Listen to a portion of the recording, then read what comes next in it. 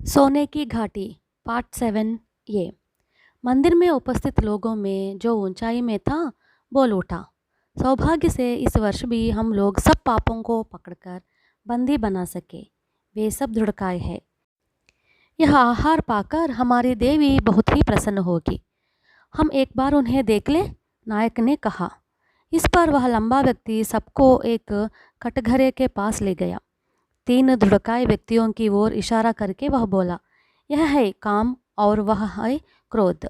घबराई हुई दृष्टि से देखने वाला वह लंबी दाढ़ी वाला जो है वह है लोभ। मनुष्य को मनुष्य नहीं पापों का देवता बना देते हैं ये तीनों। इन्हें सजा देनी चाहिए। इसके बाद अधिकारियों ने चमकने वाली उस लंबी तलवार को देखा जिससे वे तीनों बलि चढ़ाने वाले थे। मुनि ने यह देखकर क्रोधावेश में आकर कहा, इस नगर का सर्वनाश करना होगा। ये दुष्ट लोग दूसरे प्रदेश के भोले भाले लोगों को बंदी बनाकर इन्हें काम क्रोध आदि नाम देकर देवी के सामने इनकी बलि चढ़ा रहे हैं। सरकर्म तो इनसे किया नहीं जाता। और थोड़ी देर नगर संचार करने पर उनको कई और बातें अवगत हुई। नगर में तरबूजे का व्यापार जोरों से चल रहा था। हर दिन शाम को नगर का नायक पहाड़ पर चला जाता और पड़ोस प्रदेशों से आए हुए लोगों को मिलाकर जितने लोगों के लिए तरबूजे की आवश्यकता होती वह संख्या बताकर लौट आता। सूर्य के किरणों से शोभित विचित्र तरबूजे को देखने और उसका एक टुकड़ा लेने के लिए आने वाले पड़ोसी ग्रामवासियों से ये लोग मनमानी कीमत वसूल करते थे। इस प्रकार अपने पूर्वजों को प्राप्त वरदान का लाभ उठाकर आसानी से धनार्जन करते हुए वे दिन भर सो जाते। सूर्यास्त के समय तक मुनि और जयराज नगर संचार समाप्त कर पहाड़ पर पहुँचे। तरबूजे की बेल के पाशों में स्थित चट्टान पर वे दोनों बैठ गए। थोड़ी देर बाद भड़कीले वस्त्र धारण कर पहाड़ पर आने वाला नायक उन्हें दिखाई दिया। वह युवा नायक उत्साहपूर्वक सीटी बजाता हुआ पहाड़ पर आ पहुंचा और गुफा के द्वार पर बंद चट्टान को एक तरफ गिरी हुई देख आश्चर्य में आ गया। इसके बाद गुफा में झांक कर उच्च स्वर में बोला, कल 20,000 लोगों को खाने लायक तरबूज चाहिए। 20,000 लोगों के लिए? क्या तुम्हारे नगर की आबादी इतनी है?